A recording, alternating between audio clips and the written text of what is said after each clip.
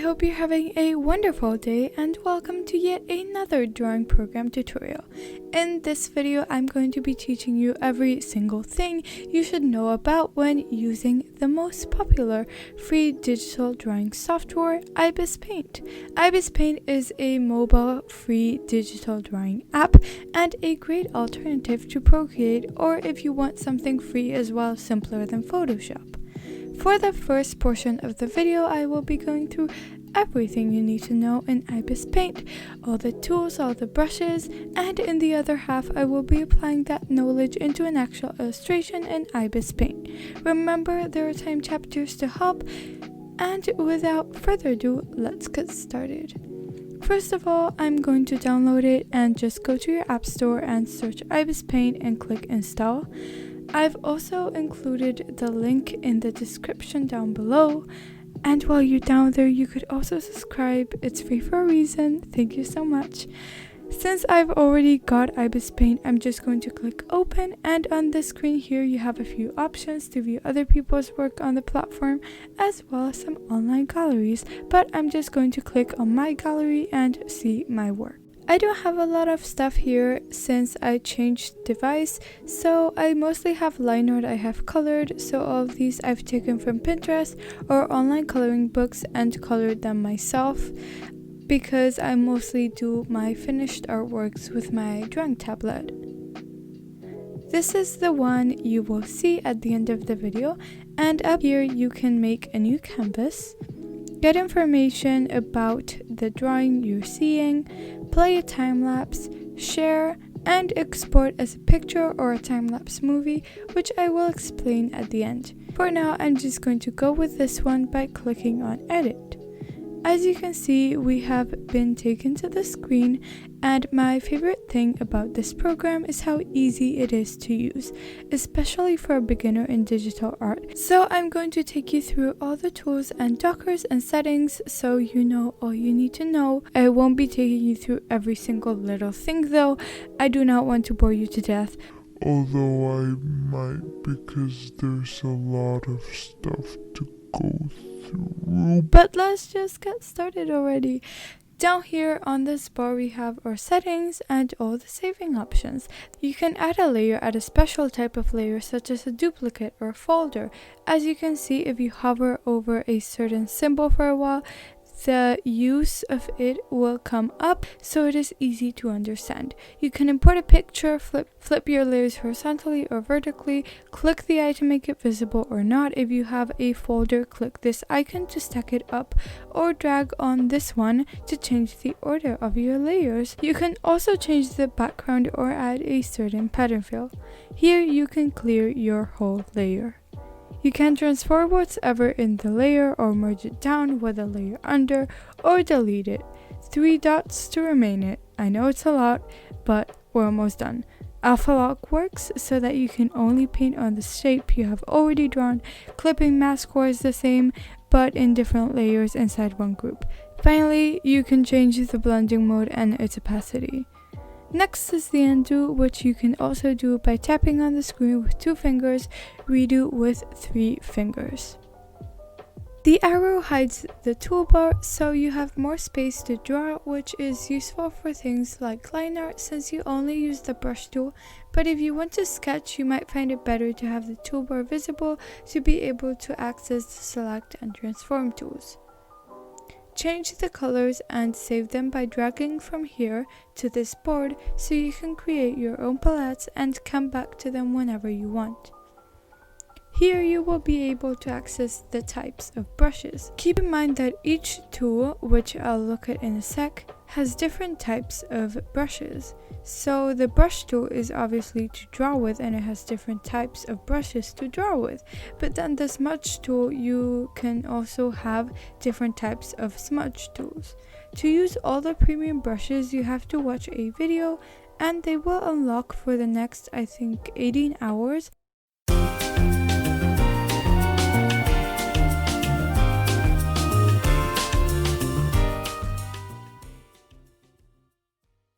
I mainly use the soft tip pen or the hard one or the textured one for line art.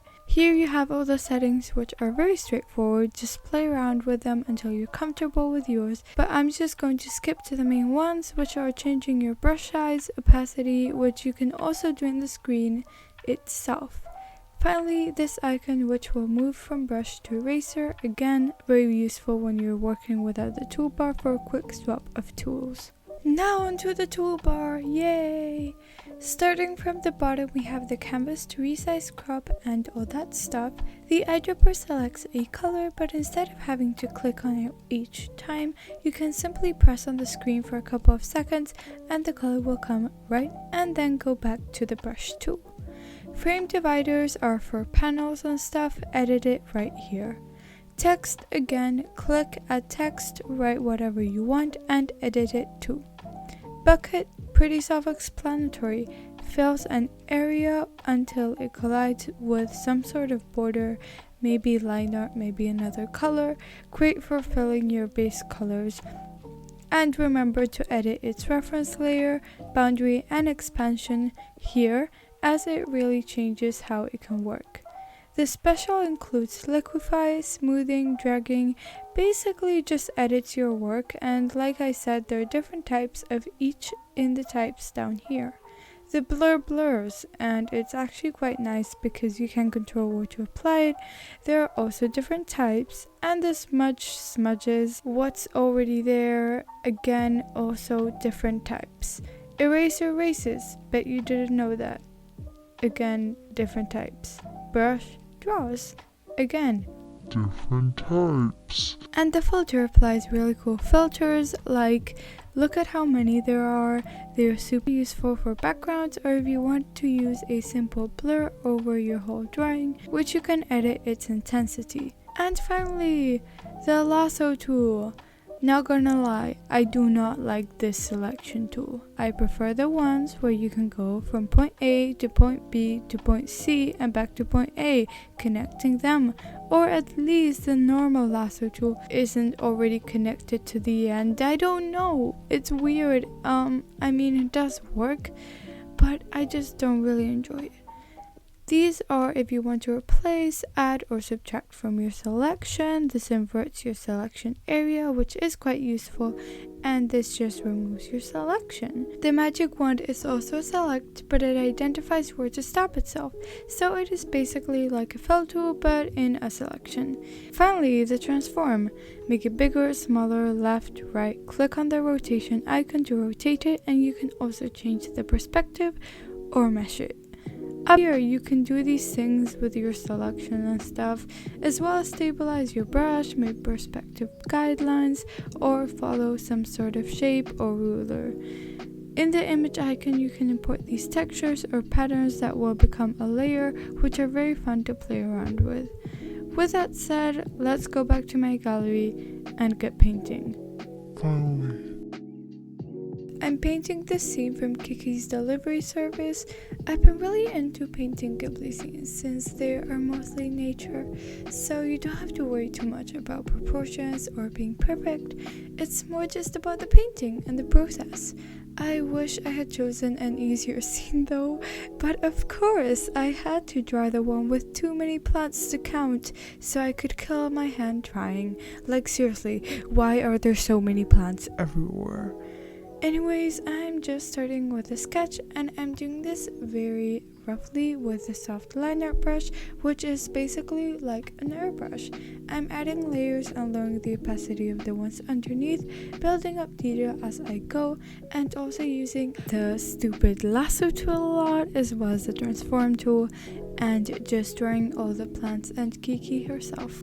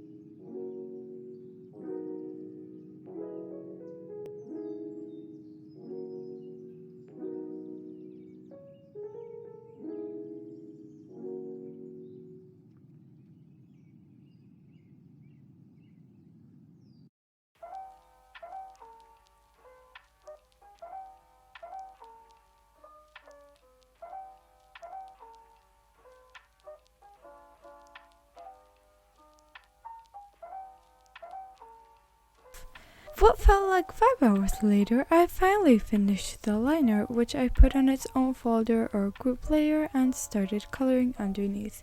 Usually I make a ton of layers for each part of the drawing in each color, but that would have definitely been too much for poor IBIS and it would have exploded, so instead I limited myself to use one layer only for the flat colors on the background, foreground, and Kiki, who's just in the middle. Then I made a folder for each and added a layer inside, set it to multiply, and that's where I painted in all the shadows, which I then lowered the opacity of. I did the same thing with highlights, but in soft light layer instead.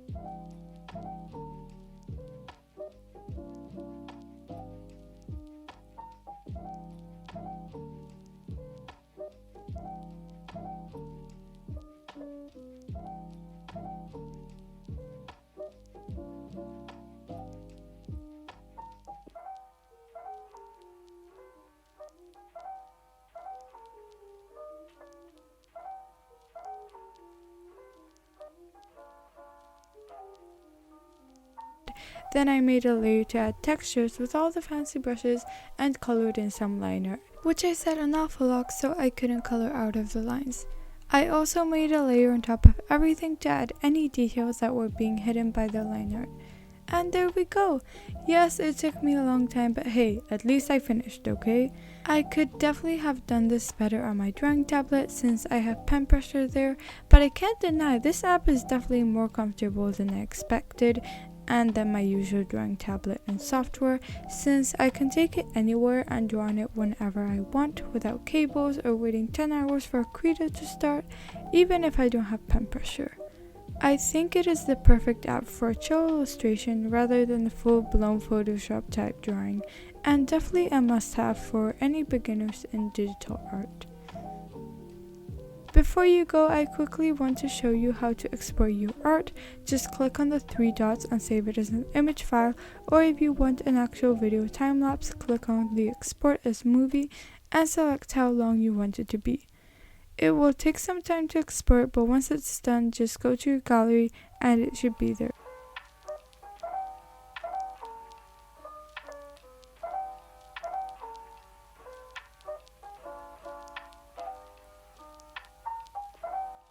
Anyways, thank you so much for watching and staying here till the end.